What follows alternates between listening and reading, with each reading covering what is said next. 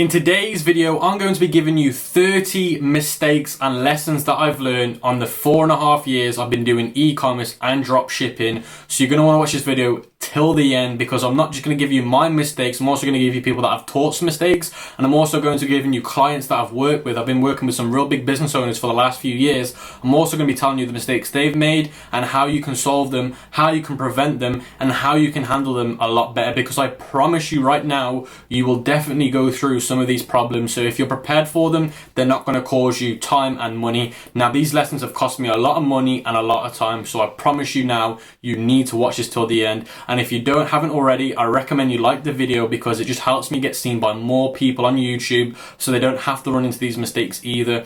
Now, before I move on, I just want to say I'm going to be doing a Q&A for the 5k subs. We've almost hit 5k subs. I am so grateful and thankful of everybody that's supporting the channel every single video, especially the ones that have supported me from the start.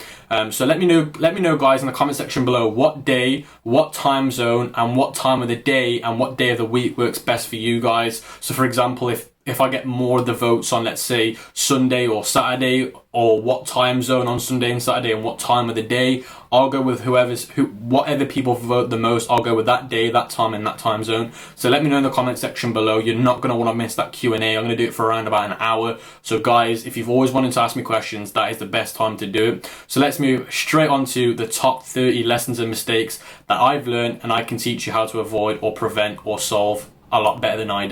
So the first mistake and lesson that I've learned is not doing my research and due diligence on the supplier, or asking them important questions like what are the stock levels and how often or when do you replenish them, or what's the best price, or finding better suppliers in general. So let me break this one down. So if you can see the iPad, it's because I'm reading everything off the iPad, so don't get distracted by it. So the first thing that I mentioned was not asking suppliers about their stock levels. So let me tell you a story behind this one. So when I was scaling a store, the suppliers on AliExpress said they had a certain stock level, which they did. A few of them were lying about their stock levels. They weren't as high as they were making out. They had to go get them from another supplier, which they didn't tell me about. So this is why I'm asking you to do your due diligence first before working with them.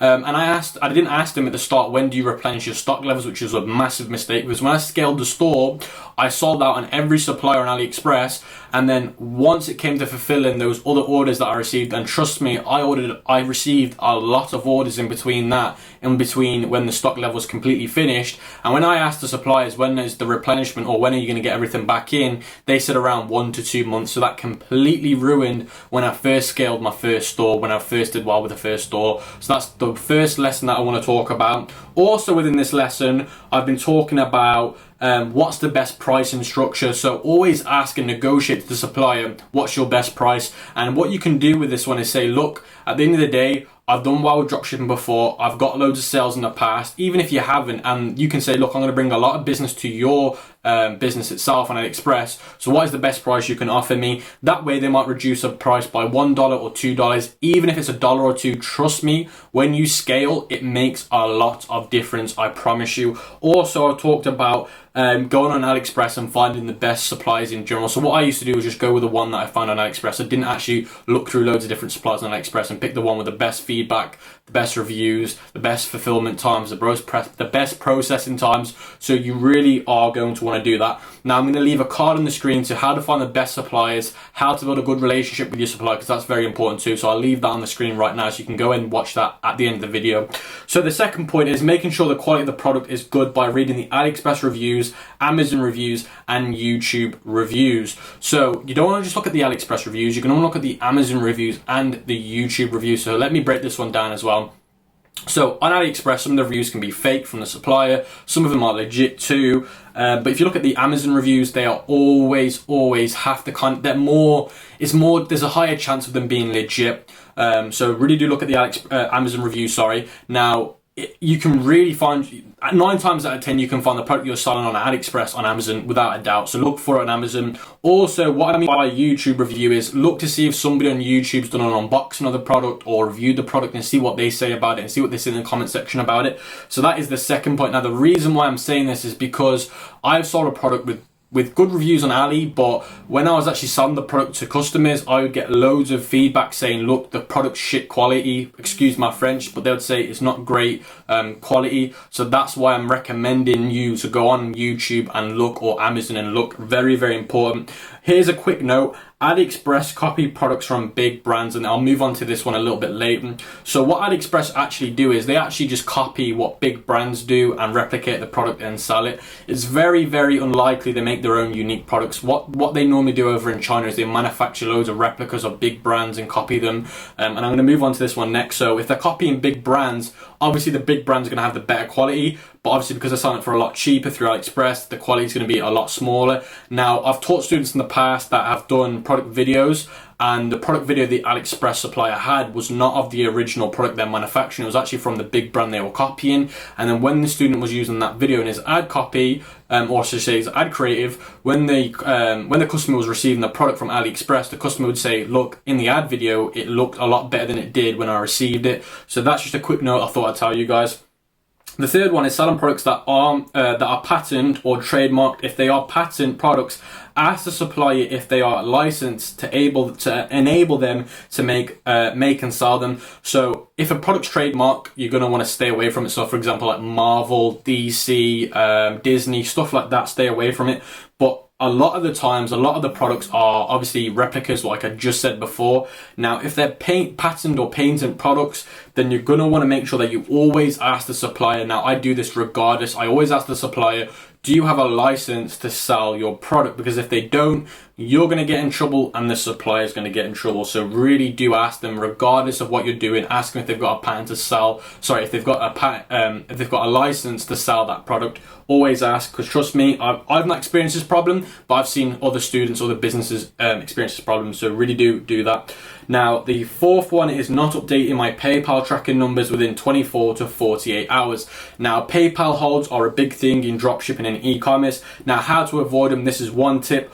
Always update your tracking numbers within 24 to 48 hours. I've taught people and I've looked at their PayPal accounts and they've not done any of the tracking numbers once, and then they wonder why PayPal hold their funds. So make sure you do that, guys. The fifth point is cash flow problems, not enough credit line or loan to scale. So when you're scaling a product, obviously it's going to cost a lot more to fulfill orders, and it's also going to cost a lot more in ad spend. So if you haven't got a credit line or enough credit to then scale, because a lot of people will not have that money in their account, it's normally you borrowing the money from the bank or the credit company, then obviously replenishing the loan or the credit once you receive the money from your payment gateway, because your payment gateway can take 7, 14 to 21 days to get that money into your account. Now, if you're waiting those kind of days, like this is something that I've experienced in the past myself. Now, you need to make sure you've got a high enough credit line to scale. If you haven't, don't scale. If you haven't got enough money to scale, just don't do it. If you do it, trust me, I've learned this the hard way. What you can do is, but instead of scaling, what you can do is just keep making more cash flow, then once you feel comfortable, then you can scale. Number 6, not reinvesting into my store. So once I was making good money with my store, I wasn't reinvesting it. So what I mean by reinvesting is something like getting a premium theme, getting a custom theme, getting a premium logo, getting a better domain name, so small things like that. Trust me, they make a big difference, especially if you want to stand out from the crowd. Number 7, not always using .com extensions. Now, I see this all the time. I see loads of stores using .co.uk, .shop, .net. Now, trust me, you're going to want to use .com. The number one reason, in my opinion, is because customers, especially the older market, they're only used to seeing .com at the end of a website. So if they see .shop, they're going to be a little bit more suspicious. So if you want to have a higher conversion rate, always use .com. If you're doing SEO, you're going to rank a lot better on Google. And marketing platforms in general prefer a .com extension. Number 8, not investing in my learning and not investing in myself. So what I'm going to say about this is, your business is a reflection of you. So if you're not learning, your business is never going to grow. And I've always said this to people, what got you here won't get you there. So what got you to making 10k a month won't get you to making 20k a month, I promise you. Now, I've learned that the hard way. I've just dropped my pen, bear me 1 second, guys. So I've learned that the hard way. Now, what I mean by investing in yourself is Something like going to an event. So if there's an event in your local area, go to it. A lot of these events are free. Now here's a massive tip that nobody's ever going to share with you. There's an app called Meetup. Now Meetup's a great app to find people in your local area, local town, local city that are interested in similar things. So for example, drop shipping, and you can meet up with them. Now normally they're for free. Some of them are paid, but majority of times they're free, and you can network, learn things. And at the end of the day, it's great to have people around you that are doing the same, because a lot of people that don't understand what you're doing, they're going to critique you, they're going to demotivate you. So it's a great way to network with people. Other things are like events near you, even if they're $20. Courses are okay, they're not great. It's a form of learning. I took a lot of courses, wasn't impressed.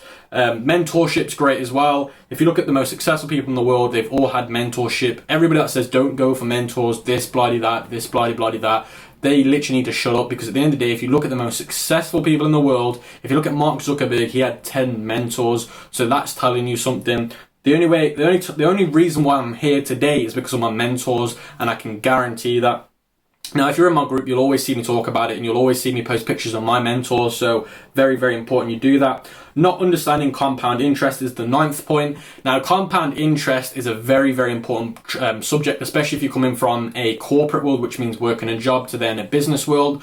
Now, when you work a job, you're very used to getting paid by hour, so you get paid the hour. Now, in business, you do not get paid per hour, you get paid for the value you put in the marketplace. So what can happen is it can take you months, weeks, years to see any form of return on investment or return on the work you're doing. So what compound interest means basically is what you do today might not affect or interest or compound for a week, a day, a month, a year. Now this is, for example, very, very good for like ads. So when you're doing ads at the start, you're not going to see much, but later down the line, you're going to see a lot more, because you're getting more data, you're getting more ad spend, you're going to see a lot more in return. So at the start, it's going to be small, but over the long term, it's going to build a lot bigger. So that's something that you need to understand in terms of mindset to get you through the journey, because a lot of reasons why people fail in business is not because it's hard, it's because they mentally can't handle it. So it's very important that you understand compound interest. Now, I'm going to put on the screen somewhere Warren Buffett's compound interest over his life, so his net worth over his lifetime,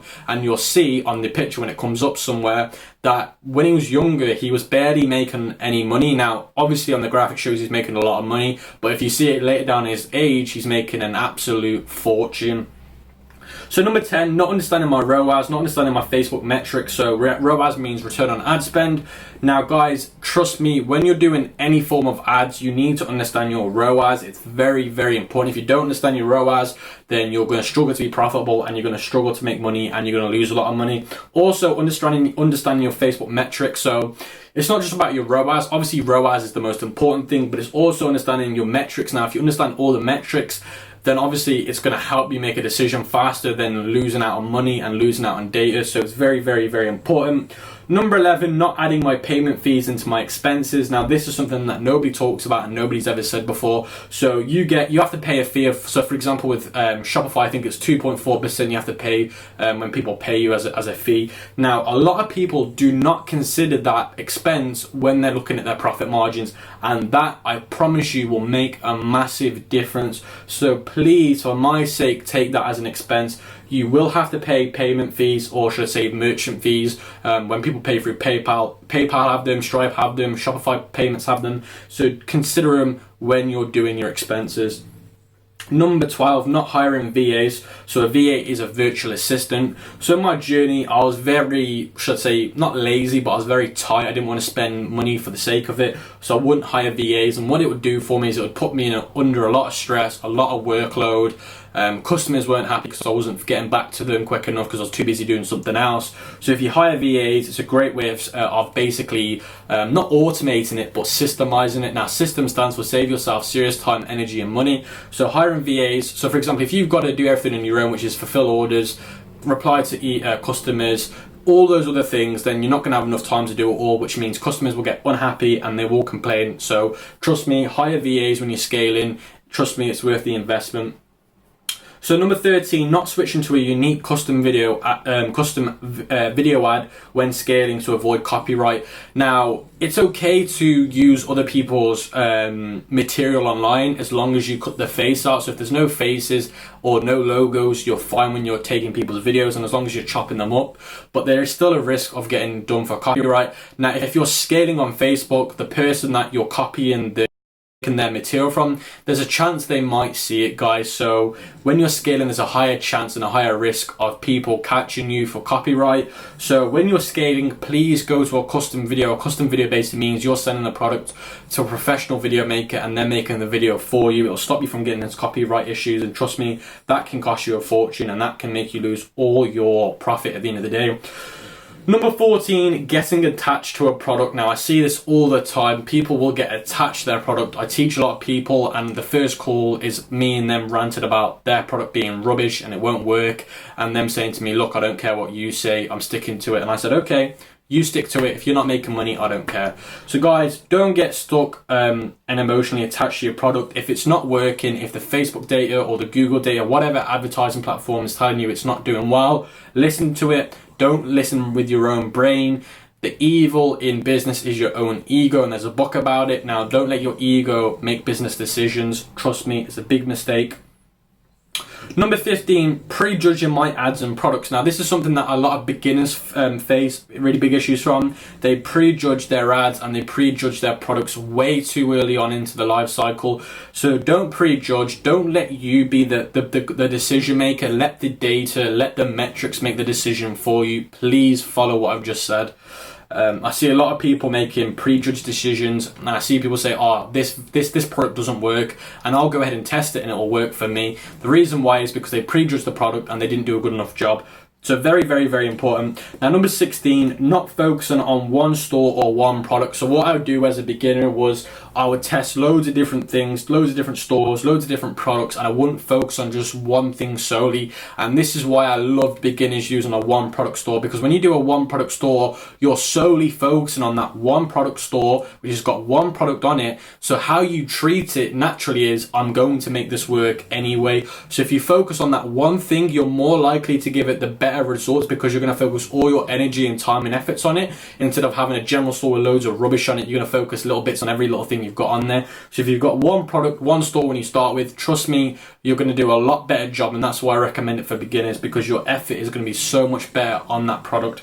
Now, I just want to say, I see a lot of beginners have loads of different stores. Now, until you're making at least your first 100k in revenue, don't even bother trying to run more than one store, because you're going to get lost in it and it's going to overwhelm you.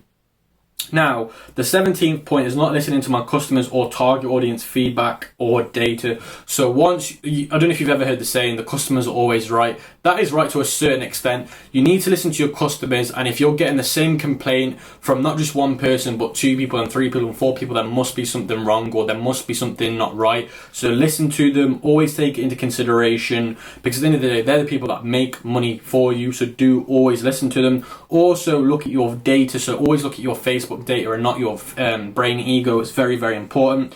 Number 18, not having a solid back end or automation.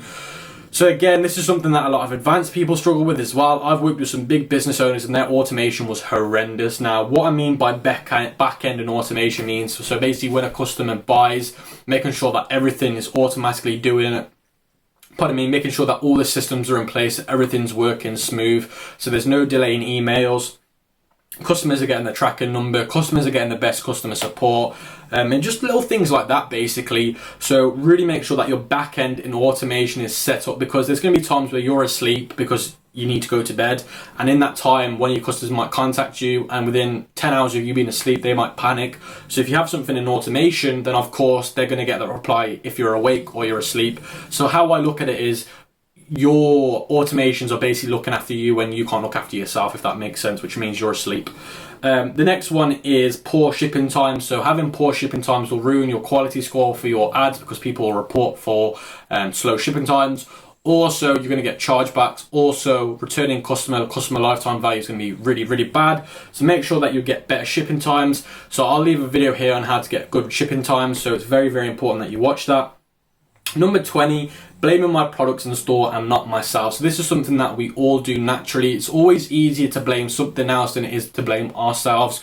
So when your product's not working, when your store's not working, the best thing to do is not blame the store, not blame the product, but blame yourself. Have I got the right knowledge? Am I doing it properly? Am I giving it all my effort? Am I really taking it seriously? If the answer is no, then don't you dare blame anything but yourself. And I'm a victim of this, especially when I begun.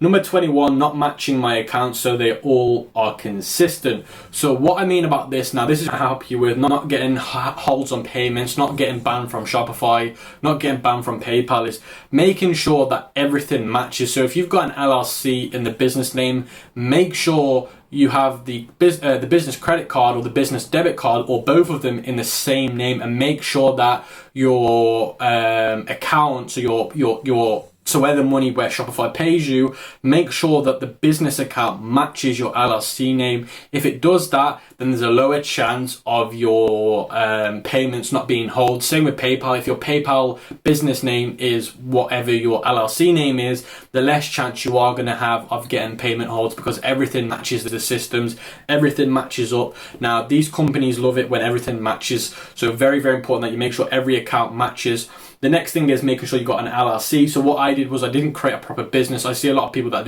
don't create a proper business, LLC, corporation fast enough. Now, if you don't have an LLC, especially when you're doing thousands and thousands a week, Shopify is gonna hit you one day really, really hard. So make sure you got that LLC in place. You got the EIN number if that's something that you have to do on your Shopify. Make sure you got it on your PayPal, and that way you're not gonna get into trouble. You're not gonna fall into so many holes, and you're not gonna fall into a lot of issues. Something that I was a victim of, and that's the reason why I had so many payment holds. That's the reason why I had so many issues with Shopify. So very, very important.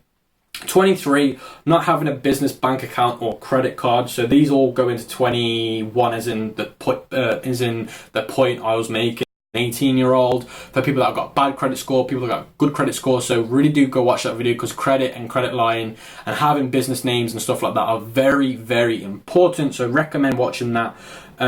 Number 24, not diversifying my marketing streams. Very, very, very big point. Now, this is something that a lot of people do, and I see them fall victim to this all the time. So what they do is, so for example, the last few weeks, Facebook's been in a complete mess. The reason why Facebook's been in a mess is because there's so many advertisers on Facebook, where Facebook will just crash all the time, and they struggle to get the system back online again. Now, if I see a lot of people complain, Facebook went down, I've lost so much money, I'm losing out on so much money. But if you diversified your marketing streams, at least those other things would help you whilst the plan A is off. So it's all about having a plan B. So in case plan A, which is Facebook, goes down, you've got plan B and plan C in place just in case. And that's why when Facebook was an issue, me and a lot of my students weren't falling victim to this, because at the end of the day, we had other things in place to take care of plan A just in case that went to shit. It went to shit, basically. Excuse my French again.